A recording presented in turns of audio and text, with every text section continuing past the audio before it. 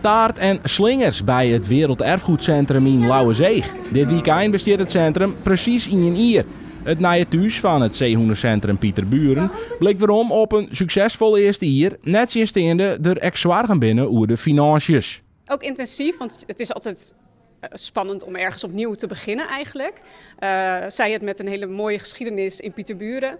Maar het is wel even wennen in een nieuw pand en op een nieuwe plek. Verleden weken werd ook een bijzondere mijlpaal bereikt. De 100.000ste bezoeker kwam over de vlier.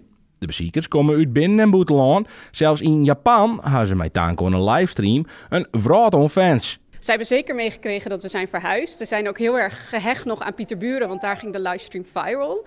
Dus ze hebben dat maar een half jaar meegemaakt, maar dat is toch, zij hebben al nostalgie erbij. Maar ze komen ook zeker in het wek. Dus we hebben een Japanse die hier al 3 keer is geweest het afgelopen jaar vanuit Japan. Hoewel het centrum te krijgen had met financiële zwaargen, we daar dit feestweekend net bij stilstien. Men zocht vooral vooruit. Ik zie toch wel een soort wetenschaps-science center van de Waddenzee hier voor me. Met nog altijd de opvang, vrees ik. Het liefst hebben we natuurlijk geen opvang, want dan gaat het goed met de zeehond. Maar zolang mensen ertussen komen bij zeehonden is dat nodig. Maar echt een waddenbreed centrum die door iedereen wordt gevonden. Rondom het jubileum staan een verschaat aan activiteiten op het programma. Maar als hoogtepunt een bijzondere veiling. En ja, die wordt zelfs in Japan op een voet volgen. We hebben al gezien dat er heel veel bezoekers op de website zijn vanuit Japan. Wat is veel?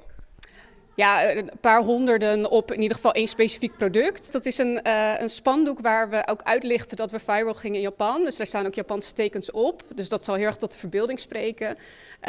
Dus daar zien we al heel veel interesse in. We moeten alleen even kijken wat we allemaal kunnen versturen. Want het is natuurlijk een beetje ingewikkeld als het echt grote objecten zijn.